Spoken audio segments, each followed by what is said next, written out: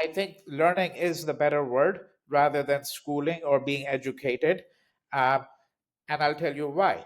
Because the first thing to think about is if you think about schooling, the idea of mass schooling, okay, I think you will agree with me that no matter what kind of political system one is speaking about in the modern world today, whether you're speaking about a democracy or a state that is autocratic or a monarchy or totalitarian, no matter what kind of state it is, there is a general understanding that children should be schooled, they should be educated.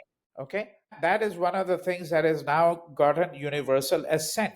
It doesn't always happen for various reasons. That's a different matter. So, for example, in Gaza, it's very difficult to think about schooling today because the schools have all been destroyed by the state of Israel.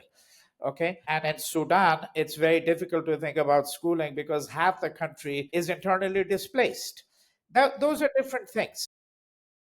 People, the idea of schooling has been adopted by every society, universal schooling. One possible exception is the Taliban with respect to girls, but let's not get into that. I'm saying that the general idea is widely prevalent.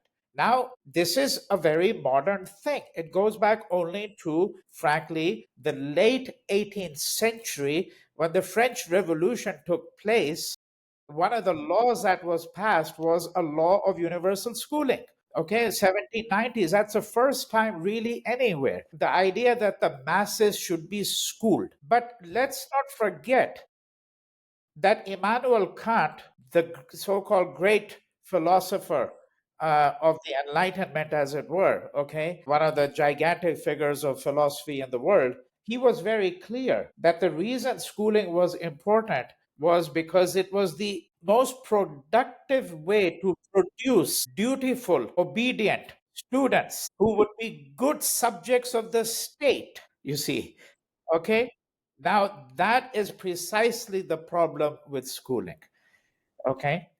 That the schooling actually, And does it come with a bit of insecurity that if it's not done, there will be anarchy? well, that may well be the case that they're going to be, but I don't know that it comes really with insecurity so much as the feeling The intent that of. in some ways that the project of the state cannot be considered complete, you see. Hmm. Okay.